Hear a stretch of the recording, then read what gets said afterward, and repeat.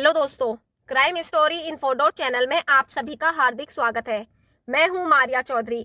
आज की कहानी है मुंबई की। अब तक जितनी भी हम कहानियां सुनते हैं, हमें लगता है कि ये कहानी सबसे खौफनाक है। इससे ज्यादा दरिंदगी किसी में नहीं, लेकिन हम हर बार गलत साबित हो जाते हैं। ऐसी ही दरिंदगी से भरी ये आज की कहानी है, जिसको सुनकर रोंगटे खड़े हो जाएंगे। सुनाने के लिए भी जिगर चाहिए और सुनने वालों के लिए भी कलेजा होना चाहिए। मैं बात कर रही हूँ मुंबई की, मुंबई के मीरा रोड की। बल्कि ये मुंबई का भी नहीं, जो सिस्टन थाने का पड़ता है। तो थाने में मीरा रोड पर एक सोसाइटी है, गीता आकाशदीप अपार्टमेंट, जहाँ बहुत सारे लोग रहते हैं। इसी अपार्टमेंट में 7वीं मंजिल पर 4 फ्लैट हैं, 701, 702, 703 और 704, जिसमें जो 3 फ्लैट के लोग रहते हैं वो आपस में बहुत ज़्यादा मिलकर, घुल मिलकर और फंक्शन में, त्योहार पर आपस में एक साथ मनाना, उस तरीके से रहते हैं। लेकिन एक फ्लैट में 2 लोग रहते हैं और वो बाकी सबसे कटे हुए हैं। 704 फ्लैट नंबर 704, यह फ्लैट किराए पर लिया था और 10,000 रुपये महीने पर। और इस फ्लैट को किराए पर जिस शख्स ने लिया था उसका नाम था मनोज साने, जो कि इंडस्ट्रियल इंस्टीट्यूट टेक्नोलॉजी से डिग्री लिए हुए था। उम्र थी 56 साल। वो यहाँ एक महिला के साथ रहता था। पूरे अपार्टमेंट्स में हर एक को यही लगता था कि ये दोनों पति पत्नियां हैं, लेकिन ज़्यादा जानकारी तो थी नहीं, क्योंकि वो लोग घर से बाहर नहीं निकलते थे। 7वीं मंजिल पर फ्लैट नंबर 704 में एक दिन अचानक से बहुत ज़्यादा बदबू आनी शुरू हो जाती है, और ये बदबू 7th फ्लोर पर ही आ रही थी। जब 703 वाले फ्लैट नंबर वाले लोगों को जब ये बदबू आती है, वो लोग अपना घर की सफाई करते हैं, आसपास सब जगह ढूंढते हैं कि ये बदबू आ कहाँ से रही है, लेकिन उन्हें कोई सोर्स नहीं मिलता। फिर धीरे धीरे बदबू और साथ वाले फ्लैट्स वालों में भी फैलने लगी थी। अब उन्होंने उनसे इस बात का जिक्र किया, क्योंकि उनके आपसी रिश्ते अच्छे थे फ्लैट नंबर 2, 3 से। तो फिर उन्होंने भी अपने घरों की सफाई की, अपने घरों का सामान इधर उधर हटाकर साफ सफाई करनी शुरू की कि ये बदबू कहाँ से आ रही है, कोई चूहा वगैरह तो नहीं मर गया। लेकिन कुछ नहीं मिला। फिर उन लोगों ने छत पर जाकर देखा कि कहीं कोई जानवर तो नहीं मर गया। छत पर भी देखा है, सफाई की, चारों तरफ ढूंढा, लेकिन बदबू का सोर्स नहीं मिला। तभी उन्होंने 704 गेट नंबर के आगे देखा, तो पता चला कि बदबू अंदर से आ रही है। अब 2-3 दिन गुजर जाने के बाद वेडनेसडे को बदबू बहुत तेज हो चुकी थी। अच्छा, मंडे के दिन ही जो 703 फ्लैट नंबर में एक सोमेश नाम का लड़का था, उन्हीं की फैमिली में, वो अपनी माँ से कहता है कहीं किसी ने किसी को मार तो नहीं दिया, ये उसकी बदबू तो नहीं है। क्योंकि उस टाइम आफताब और श्रद्धा का केस आया था कुछ ही महीने पहले, तो सबके दिमाग में वही केस चल रहा था। तो इसी बात को सुनने के बाद उस सोमेश की माँ कहती है, तू पागल हो गया है, ज़्यादा न्यूज़ चैनल देखकर तेरा दिमाग खराब हो गया है, ये सब बकवास है, ऐसा कुछ नहीं है, कोई जानवर वगैरह होगा छत पर। लेकिन छत पर भी चेक किया, सब जगह छान मारा, बदबू का सोर्स नहीं मिला। फिर वो सोमेश एक दिन वेडनेसडे को 704 दरवाजे नंबर 704 को खटखटाता है, जोर जोर से दरवाज़ा पीटता है। अंदर से कोई नहीं आता, लेकिन बदबू तेज आ रही थी। फिर अचानक से रूम फ्रेशनर की स्मेल आने लगी। अब वो दरवाज़ा पीटता रहता है, तभी एक शख्स बाहर आता है और उसको बदबू का कोई फ़र्क ही नहीं पड़ रहा था। सोमेश ने कहा कि इतनी ज़्यादा स्मेल आ रही है, अपना घर चेक करो, क्या हुआ है। तभी वो आदमी बाहर निकलता है, जैसे उसे कोई फ़र्क ही नहीं पड़ रहा। उसने कहा कि मैं आकर देखूंगा शाम को, अभी मुझे काम है, मैं जा रहा हूँ, कहकर जल्दी से दरवाजे को लॉक किया और बाहर चला गया। अब सोमेश नीचे सोसाइटी वालों के पास पहुँच गया, उसने पूरी बात बताई। लेकिन अब उसका दिमाग ठनका कि ऐसे ही आफताब केस में पहले तो बदबू आ रही थी, लेकिन फिर रूम फ्रेशनर डाला जा रहा था बदबू को ख़त्म करने के लिए। सेम ऐसे ही इसने किया है। मैं दरवाजे पर खड़ा था, बहुत तेज़ बदबू आ रही थी, अचानक से रूम फ्रेशनर की खुशबू आने लगी। कि आफताब केस में मैंने सब देखा है, सब कुछ पढ़ा है, यहाँ तो कुछ गड़बड़ है। वह शख्स जल्दी से सबको बताता है। अब जो सोसाइटी में जिम्मेदार लोग हैं, सोसाइटी के लोग हैं, वो सब छत पर आते हैं, फ्लैट नंबर 704 के पास आते हैं, 7th फ्लोर पर। वहाँ पर देखते हैं बहुत तेज़ बदबू आती है। अब वो लोग भी शक में थे, उनको भी शक होने लगा। सबके दिमाग में वही कहानी घूम रही थी आफताब श्रद्धा केस की दिल्ली में। तो उन्होंने पुलिस को तुरंत कॉल की। अब पुलिस आई। पुलिस ने सभी पड़ोसियों को गवाह बनाते हुए वहां का दरवाज़ा खोलने के लिए कहा, लेकिन अब पुलिस भी बदबू को देखते ही समझ गई थी कि यहाँ पर भी कुछ ना कुछ गड़बड़ है। पुलिस के दिमाग में भी सीधा यही है कि यहाँ कुछ गड़बड़ है। अब बदबू आ रही है फ्लैट के अंदर से, मतलब कुछ तो गड़बड़ है। अब 704 में ताला लगा हुआ है। पुलिस ने सभी को गवाह बनाया कि आप सभी लोग गवाह हैं। ताला तोड़ा गया। जैसे ही दरवाज़ा खुला और बहुत तेज से बदबू आई, यानी कि अब क्लियर हो चुका था कि ये बदबू का सोर्स यही है घर, मतलब इसी घर में से बदबू आ रही है। अब सभी लोग नाक पर रुमाल रखते हुए अंदर गए। कुछ तो उनमें से एक दो ने तो वहीं रूम के दाखिल होते ही अंदर ही उल्टी कर दी थी। अब जैसे ही फ्लैट के अंदर दाखिल हुए, उनके दिमाग में श्रद्धा वाला केस था, आफताब श्रद्धा का। उन्होंने सबसे पहले फ्रिज खोला, लेकिन फ्रिज खोला था तो साफ था बिल्कुल, सारा सामान एक जगह था, रोज़मर्रा की चीज़ें इस्तेमाल होने वाली बस वही था। पुलिस ने सोचा शायद हम गलत हों। अब पुलिस बेडरूम में गई, बेडरूम भी साफ। जैसे ही किचन में गए, सभी को एहसास हुआ कि सबसे तेज़ बदबू यहीं से आ रही है। अब इसके बाद सब ने नाक पर रुमाल लगाया हुआ है और किचन में रखी हुई चीज़ें गौर से देखना शुरू की। किचन में ज़मीन पर 2 प्लास्टिक की बाल्टी और एक टब रखा हुआ है। बाल्टी में पानी भी था और टब में भी पानी और कुछ टुकड़े नज़र आ रहे हैं। पानी का रंग भी अजीब है। और ये टुकड़े क्या हैं? शुरुआत में देखकर ऐसा लगा कि जैसे कोई मांस के टुकड़े होते हैं, छोटे छोटे, वैसे ही जैसे आमतौर पर कसाईयों की दुकानों पर होते हैं। फिर उन्होंने ध्यान से देखा कि एक स्टोव रखा हुआ है, स्टोव के ऊपर तवा है, तवे के ऊपर भी छोटे छोटे से मांस के टुकड़े रखे हैं और साथ में पास में ही 2 स्टील के बराबर में चम्मच रखे हैं। अब देखा कि तवे पर जो मांस रखा हुआ है, ऐसा लग रहा है जैसे इसे भूना गया है, रोस्ट किया गया है। देखा पास में ही 2 चम्मच रखे हुए हैं और टब में भी कुछ ऐसी ही पैर जैसी चीज़ नज़र आई।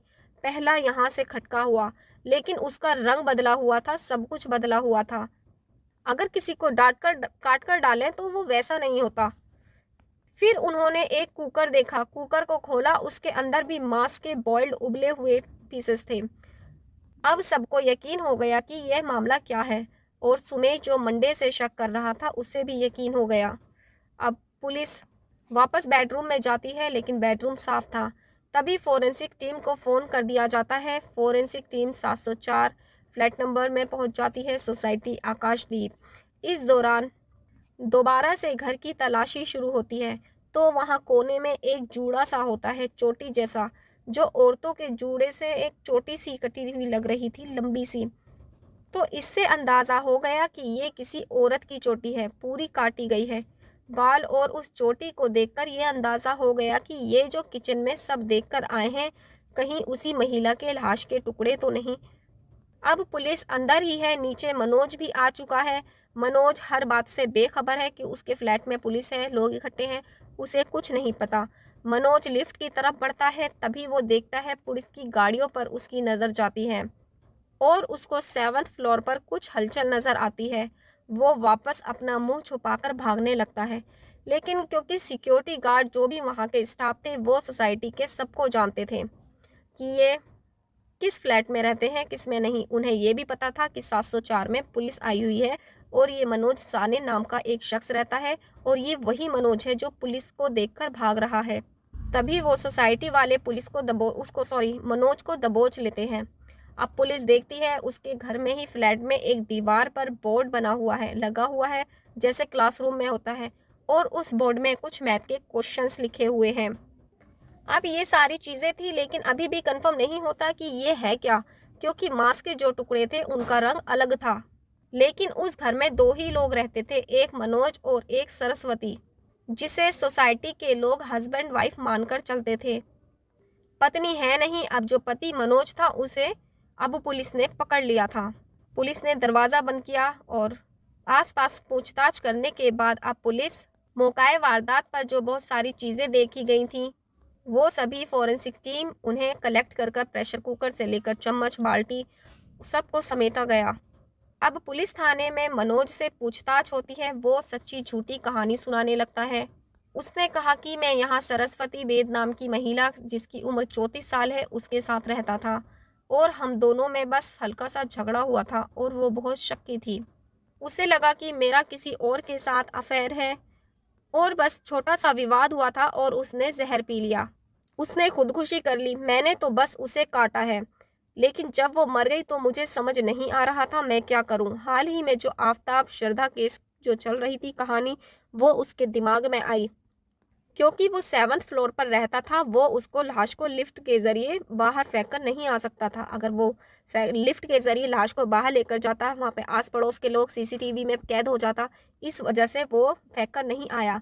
उसके दिमाग में आफ्ताब श्रद्धा क्राइम की कहानी गूंजी और उसने जो था मार्केट से कटर और बाल्टी, नीलगिरी की 5 तेल की शीशियाँ, इस टाइप के, और जो टाइल कटर, हथौड़ा वगैरह था, ये सब चीज़ें वो लेकर आया मार्केट से घर। अब उसने सोचा लाश के टुकड़े करने हैं, तो उसने जो था लाश को काटना शुरू कर दिया। काटने के बाद फिर इससे बदबू आएगी, उसके दिमाग में ये आया, तो उसने क्या किया, थोड़ा थोड़ा करके उसने किश्तों में बॉडी पार्ट्स को छोटे छोटे टुकड़े कर कर प्रेशर कुकर में उबालना शुरू कर दिया और वो उबालता जाता था। फिर उसको तवे पर रोस्ट करता था ताकि बिल्कुल ही स्मेल ख़त्म हो जाए, और बाकी जो उबले पार्ट्स थे वो बाल्टी और टब में रखता जाता था। फिर उन्हें उबले हुए पार्ट्स को रोस्ट करके फिर वो प्लास्टिक की थैली में करके बाहर निकलता और धीरे धीरे करके स्टीक डॉग के आगे फेंक देता। उसने कहा कि मैंने कत्ल नहीं किया, लेकिन मैंने टुकड़े किए हैं। अब ये थी उसकी कहानी, लेकिन अब पुलिस को उसकी कहानी पर यकीन नहीं आ रहा था। पुलिस ने उससे लंबी पूछताछ की, फिर कोर्ट में ले गए, उसकी कस्टडी मांगी। 16 जून तक के लिए अब वो पुलिस हिरासत में दे दिया गया था। इससे फिर एक बार कड़ाई से पूछताछ हुई। अब मनोज सच बोलना शुरू कर देता है। अब वो कहानी कुछ इस तरह से सुना रहा था। उसकी कहानी कुछ ऐसे थी। मनोज साने अहमदनगर का रहने वाला था। इसने इंडस्ट्रियल इंस्टीट्यूट टेक्नोलॉजी से आईआईटी की पढ़ाई की। माली हालत फैमिली की ठीक थी, लेकिन 10-15 साल पहले माँ और बाप दोनों की मौत हो गई। बोरीवाली में इसका एक अपना फ्लैट था। इस फ्लैट में ये रहा करता था और वो फिर उसी बोरीवाला में एक राशन की दुकान पर नौकरी शुरू कर देता है। धीरे धीरे वक्त बीतता है। एक दिन अचानक इसका एक्सीडेंट हो गया और ये अस्पताल में एडमिट हो गया। वहाँ पर इसे ब्लड चढ़ाया गया। इसका कहना था जो एक्सीडेंट हुआ था, एक्सीडेंट के बाद ये जब ठीक होकर घर आ जाता है, ये फिर से बीमार हो जाता है। जब ये डॉक्टर्स के पास जाता है, डॉक्टर इसका कुछ टेस्ट वगैरह करते हैं और डॉक्टर्स ने मुझे बताया कि मैं HIV पॉजिटिव हूँ। अब वो कहता है कि शायद ये जो ब्लड चढ़ाया गया है, ये एक्सीडेंट के बाद ये ब्लड संक्रमित था, इस वजह से उसे HIV पॉजिटिव हो गया है। अब वो राशन की दुकान में 5,000 की नौकरी करता था, पढ़ा लिखा भी ठीक था, अपना फ्लैट था। फिर उसने अपने फ्लैट को 35,000 रुपये किराए पर चढ़ा दिया और 10,000 रुपये महीने पर अब वो वहीं रहने लगा। इसका ये कहना था कि 2008 में जब वो राशन की दुकान पर था बोरीवाला में, तब उसके पास एक लड़की आई। पता चला कि वो भी अहमदनगर की है। अब ये भी अहमदनगर का था, इस वजह से दोनों एक ही जगह से थे। दोनों में बातचीत शुरू हुई, फिर दोनों में दोस्ती बढ़ी। दोस्ती के बाद फिर इनमें प्यार हो गया। अब उस लड़की का नाम था सरस्वती। 2008 में, मतलब अब से करीब 16 साल पहले, उसकी उम्र होगी 19 साल, जबकि अब 56 साल का है। मनोज, सरस्वती 5 बहनें थीं, अहमदनगर की रहने वाली थीं। उसके माँ बाप अलग रहते थे, 5 बेटियाँ फिर भी साथ रहती थीं।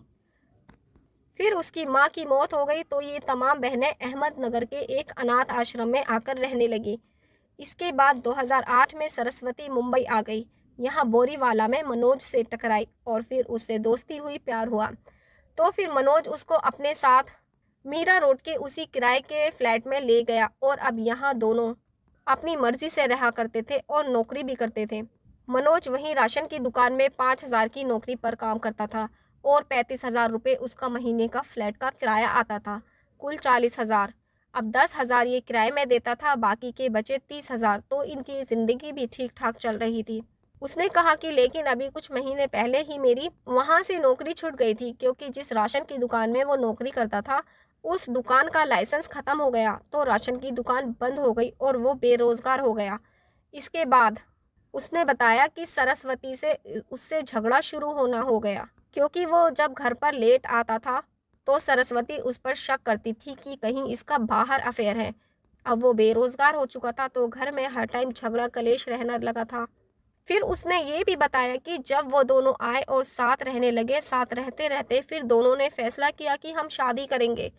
लेकिन अब तो कोई इशू नहीं था, सिर्फ उनमें उम्र का फासला था। वो 56 साल का था और ये सरस्वती 34 साल की थी। एक साथ रहने के लिए उसने कहा कि हम मंदिर में जाकर गुपचुप तरीके से शादी कर लेंगे। इस शादी की खबर सिर्फ सरस्वती की बाकी 4 बहनों को थी। बाकी सबको ये था कि ये दोनों लिव इन में रह रहे हैं, क्योंकि इन दोनों में उम्र का बहुत ज़्यादा फासला था। सरस्वती तो बीच बीच में अहमदनगर उस अनाथ आश्रम में भी जाया करती थी। वहाँ पर बच्चों के लिए, लड़कियों के लिए कुछ सामान वगैरह ले जाया करती थी। और मनोज के पास अपनी कार थी, वह वो उसी कार से जाया करते थे। और जब वहाँ कोई पूछता तो वह मनोज का अपना मामा कहकर मिलाती थी, क्योंकि उसे लगता था कि लोग क्या कहेंगे, उम्र में इतना फासला है तो कहीं उसने पैसों के लिए तो शादी नहीं की। ये सब कुछ चलता था उसके दिमाग में। लेकिन फिर कहानी यहाँ बेरोजगारी से शुरू हुई। बेरोजगारी के बाद उन दोनों में हर वक्त झगड़ा होने लगा। अब एक दिन झगड़ा हुआ। उसी दौरान सरस्वती पढ़ना भी चाहती थी। उसने 10वीं क्लास की थी आश्रम से ही, जो कि वो फेल हो गई थी। तो मनोज अब उसे आगे पढ़ाया करता था, घर पर ही मैथ की ट्यूशन दिया करता था। तो वो जो पुलिस को बोर्ड मिला था दीवार पर लगा हुआ, जिसमें कुछ मैथ के क्वेश्चंस थे, वो सरस्वती को ही पढ़ाता था। उसने पुलिस को ये स्टेटमेंट दी कि वो दोनों में झगड़ा हो गया था एक दिन बेरोजगारी के चलते, तो उसने खुदकुशी कर ली और जहर पी लिया सरस्वती ने। मैंने तो बस उसकी बॉडी के छोटे छोटे टुकड़े करके काटा है, बाकी मैंने उसको मारा नहीं, मैंने कत्ल नहीं किया। अब ये बार बार स्टेटमेंट देता और पलटता रहता था। पुलिस का भी कहना था, नहीं, तूने उसको चाकू मारा है, चाकू मारकर उसकी जान ली है। यानी कि सरस्वती ने खुदकुशी नहीं की। लेकिन ये बयान बदल रहा था। अब पुलिस के सामने ये भी चैलेंज है कि सबसे पहले सरस्वती के कत्ल का मोटिव जाने, यानी मकसद को लाया जाए कि मकसद क्या है, और दूसरा ये कि कत्ल है या सुसाइड। अब इसको साबित कैसे करें, क्योंकि यहाँ मनोज पुलिस कस्टडी में तो कुछ कह रहा है, लेकिन कोर्ट में जाकर ये अपना बयान बदल भी सकता है। अब पुलिस इसको कैसे साबित करेगी कि ये खुदकुशी है या कत्ल। अब सोचा कि विसरा एक रिपोर्ट होती है, विसरा रिपोर्ट का टेस्ट होता है, जिसमें पता चल जाता है कि डीपली टेस्ट होता है बॉडी का, जिसमें ये पता चल जाता है कि पेट की थैली में जहर पहुंचा भी था या उसने चाकू मारा था, या जिस्म के घाव से पता चल जाता कि उसकी मौत चाकू से हुई है या जहर खाने से। लेकिन ये अजीब केस है, ये दोनों ही चीज़ें कैसे साबित की जा सकती हैं। सरस्वती की लाश के तो टुकड़े टुकड़े हो चुके थे, छोटे छोटे। ना सिर्फ उन्हें टुकड़ों को प्रेशर कुकर में उबाला जा चुका था, बल्कि तवे पर भी भूना जा चुका था। अब ऐसे में पेट की थैली का वो हिस्सा सलामत है या नहीं, ये कैसे बताया जा सकता है। सेम उसी तरीके से उसकी लाश के छोटे छोटे टुकड़े हो चुके हैं, उबाला जा चुका है, भूना जा चुका है। कुछ हिस्सों को डॉग को खिलाया जा चुका है, कुछ हिस्सों को उसने फ्लश करके भी बहाया है। तो अब ऐसे में चाकू के घाव हैं, जिस्म पर कहाँ हैं, किससे मौत हुई, कुछ नहीं पता चला। उसकी मौत की वजह साबित नहीं हो पाई, तो वो लगता है जेल में जाएगा कैसे, क्योंकि सबूत तो पुलिस जुटा कर दे नहीं पाएगी। तो लगता है कि इसने आफ्ताब पूनावाला केस से भी 2 कदम आकर जाकर सोचा है इसने। लेकिन अब पुलिस का ये कहना है कि इसे मालूम है कि अगर ये सिर्फ बयान देगा तो पुलिस के बाद अदालत में तो मानने हैं, है नहीं, तो तब भी उसके बयान के आधार पर उसे सच उगलवाना और सच उगलवाने के साथ वो सबूत हासिल करना, जिससे कि ये साबित किया जा सके कि सरस्वती की मौत है या खुदकुशी नहीं बल्कि कत्ल है। उसके लिए फोरेंसिक एविडेंस की ज़रूरत है। तो जैसे मैंने कहा कि विसरा का हिस्सा मिलना मालूम नहीं, क्योंकि चाकू के घाव दिखने या उस जगह पे कहाँ चाकू मारा गया है वो हिस्सा मिलना मुश्किल ही नहीं, नामुमकिन है। तो अगर ये चीज़ें ही नहीं पता तो इसे कोर्ट में ले जाकर खड़ा होकर ये कहे कि सरस्वती ने खुदकुशी की है, और ये खुदकुशी का ही मामला बन जाएगा और ये आसानी से बच जाएगा। तो इस केस में ये नहीं पता कि वाकई खुदकुशी है या मर्डर।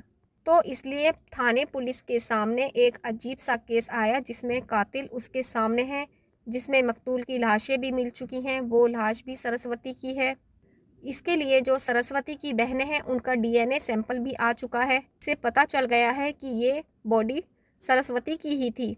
अब ये साबित करना पुलिस का काम है। ये एक अजीब सा केस बन चुका है कि ये मर्डर है या खुदकुशी। तो अभी का इसका केस चल ही रहा है कोर्ट के अंदर, जहां पर ये साबित नहीं हो पाया कि ये हत्यारा है या उसने खुदकुशी की थी। तो दोस्तों, आगे ही जैसी इसमें कोई भी अपडेट आएगा हम आपको ज़रूर देंगे। धन्यवाद।